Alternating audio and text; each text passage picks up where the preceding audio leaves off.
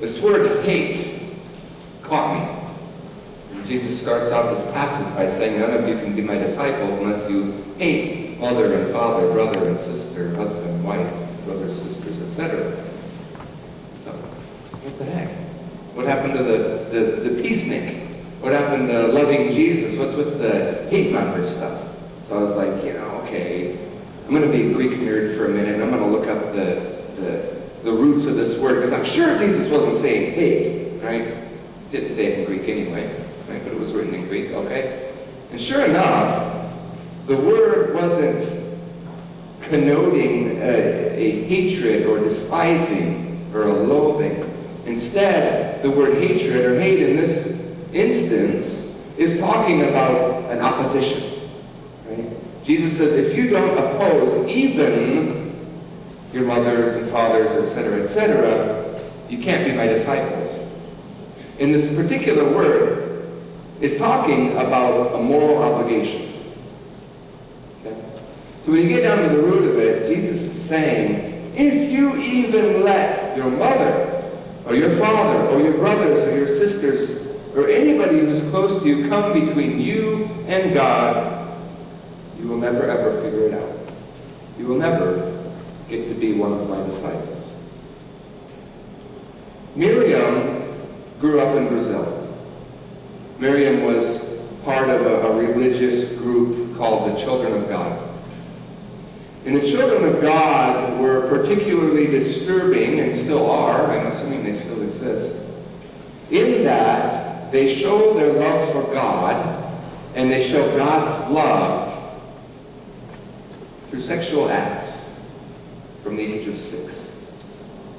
So Miriam went through her life from the age of 6 with herself being abused, with seeing her family members engage in these acts with the church, I use the term loosely, showing that this is how God feels love, this is how God senses and takes in the love of people, in the way that people can sense the love of God, through these sexual acts with children.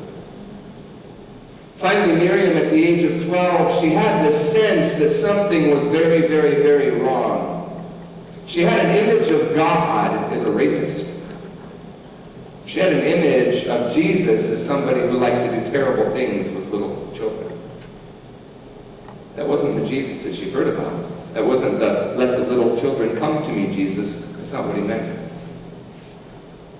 That's how the church taught it. But that definitely was not what Jesus meant. And she knew that something was wrong. She felt in her heart that God was a God of love, that Jesus was a prophet of God, that Jesus was embodying God's love, and that this was not what he meant by his teachings. And she decided it was time to leave. She decided it was time to hate her family. Even though they held on to the beliefs of the church, even though they could tell that something was very unhealthy, they still figured that God's love was doing something to mold them and make them and form them, and so they stayed. And she said, I choose to hate you because I now realize that you are keeping me from the real God. You are an obstacle to the love of God for me. Now, obviously, you leave the church at age 12 and you go away from your family and you're suddenly healed, right? You go through 6 years of trauma, but everything's okay when you leave, right? Yeah, no, that's not how it works. So at 26 years old, she goes on none other than this tour, this show, or this event that Tony Robbins was putting on, okay, called I'm Not Your Guru. You can see it on Netflix. I recommend you watch it. And this woman stands up and she says, I'm 26 years old and I've never had a relationship, let alone a healthy one. I've never been able to feel love. I've never been able to know what love is supposed to feel like, because this disgusting, wrong model is all that I've ever had, and I've never been able to get over that. And so Tony is standing right in front of her, listening to her telling her story, and he's starting to tear up and starting to sob. And he tells her, he said, I don't want you. I love you. He says, look around. You see other people here? Look, I want you to find 3 guys and look them in the eye and see that they genuinely love you, not want you. And she picked 3 guys, and he said, okay, these 3 guys are now your uncles. We're going to redeem the meaning of the word uncle for you. They're going to check in with you at least once a month, each of them, for a few minutes. When you need someone to talk to, they're going to be there for you. They're going to model what true love looks like outside of a sexual context. And he said one step further, you, because of the pain that you have the ability to speak out of that well of torment and to speak healing into other people because you can practice empathy. He said, that's why I'm able to help people, because I suffered too. He says, you're going through my training for free, and I'm going to teach you how to go out and help other people with what you have. And that's what she does today. She's a coach for battered and abused women. And she helps many, many, many women. But she figured out that she was able to change. She figured out that this wasn't all there was, that this image of God that she had wasn't healthy and it needed to change and was affecting her relationships or the lack thereof. She realized that what this passage says is true, that the potter can take the clay and crush it, which is sometimes very painful. It's almost always very painful. But can take it and reform it and remold it into something beautiful. Not that it wasn't beautiful to begin with, but this so that others can also see, and so that she herself could see the inherent beauty that she had. It's an amazing thing to come to that realization. But as I read further down into this text from Jesus, all of a sudden, at the very end, Jesus goes Buddhist on us. Because he says, so therefore none of you can become my disciple if you do not give up all of your possessions. And I'm like, wait a minute. I didn't see that this was a passage about materialism. I didn't see that we were talking about stuff. What do you mean give up your possessions? And then I realized, oh, he's talking about attachments. Jesus is saying, you have all of this stuff that's weighing you down. You have all of these people who are in your way. You have all of these naysayers that are telling you that this is what you're good for. But I'm telling you, if you want to experience the love of God, if you want to experience it so much that you can be a disciple and go and share it with other people so that others might be transformed, you have to let go of these things that are weighing you down, these possessions. You are owning your attachments. Let go. Let go. Those things don't make you who you are. Those things don't mean that you are this or you are that. You are who God made you to be.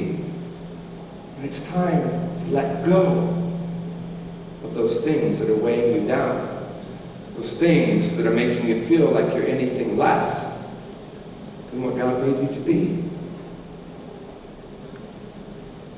The passage of Jeremiah is talking about destruction, right? And it's, here I, God, am creating this destructive path for you. I'm going to wipe you all out. Good luck. Have a nice day. Right? And it sounds horrible. It sounds like God is condemning them and that God is controlling everything because of their wicked acts. Right? But that's not what it's saying. We have to remember the context in which this was written. This was written by an exiled people, right? These were the Israelites in Babylon. And that they are looking at their situation, their historiography, so to speak, and trying to interpret through their religious lens what is happening. And so they say, I, oh God, am doing this, that, and the other. But it's not God saying, this is what I'm doing to you. Right? There's a big difference. It's how the people were perceiving it.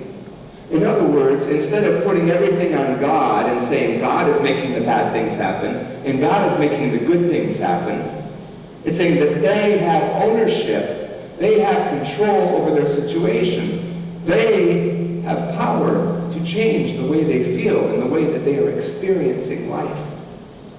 And if you turn from your wicked ways, then healing can come. I can heal your nation. I can heal your church. I can heal your families. I can heal each and every one of you. In your heart, your mind, your body, and your soul. Because in the end, when people are out hurting each other, it goes back to the old adage that hurt people hurt people. People are going around causing trouble and putting people down and doing the things they do because they're bad, because they're wicked, because they're evil. It's because they're hurt and they don't know how to deal with it. And God is saying, matching up these two passages from Jeremiah and Luke, saying, let go of those things, those people that are bringing you down. Let go of your attachments. And when you can do that, you'll start to be healed. And when you become healed, you'll start to do good things. And when that happens, the family is healed. The church is healed. The nation is healed. But it starts with the individual. It's God saying that this will be a very painful process for you. You will be crushed. You will be broken. You will be shattered. But when you put the pieces all back together, you're going to know why each piece goes where it does. Hurt people. Hurt people. Healed people. Healed people. This is what God is saying through Jeremiah. And it's okay to be broken. Each and every one of us is broken in some way. And I love this line by Leonard Cohen. He said, everything is broken. That's how the light gets in. Think about that. Everything is broken. Or better yet, Leonard Cohen, he said it kind of like, everything is broken. That's how the light gets in. That's exactly how he said it. Just tell me. But how powerful is that? It means we don't have to walk around acting like we're perfect. We don't have to go around telling people we've got it all together. When in the process we're just hurting each other because we're full of you know what.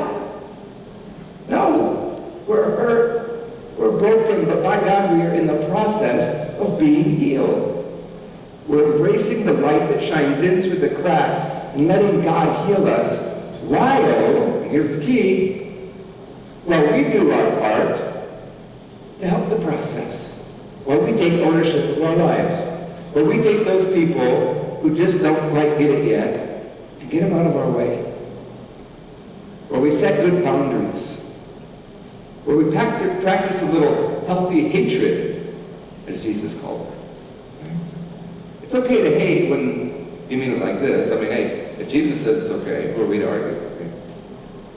But it's got to be for the right reasons.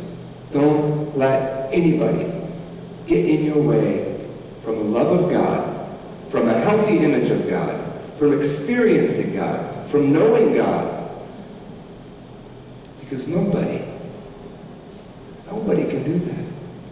Nobody has that right. We have the right to be healthy because that's how God made us. We have this theology that tells us that Adam and Eve screwed up in the beginning and so we're all really crappy people. And we need God's love to fix us. That, my friends, is an unhealthy, sick theology. We were created in the image of God. We were created whole. We were created perfect. Our choices and what people have done to us may have caused us to become broken in the process. But our very nature isn't to be bad, isn't to be dirty, isn't to be sick. Our very nature is to be good. Our very nature is to be loving. Our very nature is to be beautiful. And that is exactly what we are. We are beautiful.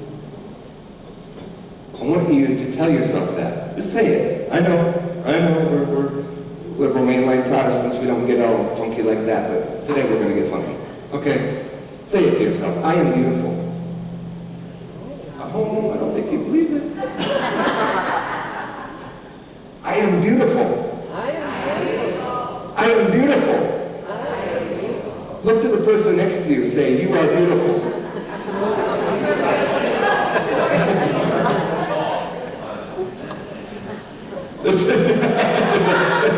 That's an image for you. He's like, have you seen me? Beautiful. You're beautiful, Jim. We love you. Do you believe it? Don't just say it. Believe it. Say it again. I am beautiful. If you believe it, stand up. I am beautiful. I am beautiful. Come on. I am beautiful. Russ, that's the camera. We're going to play a video.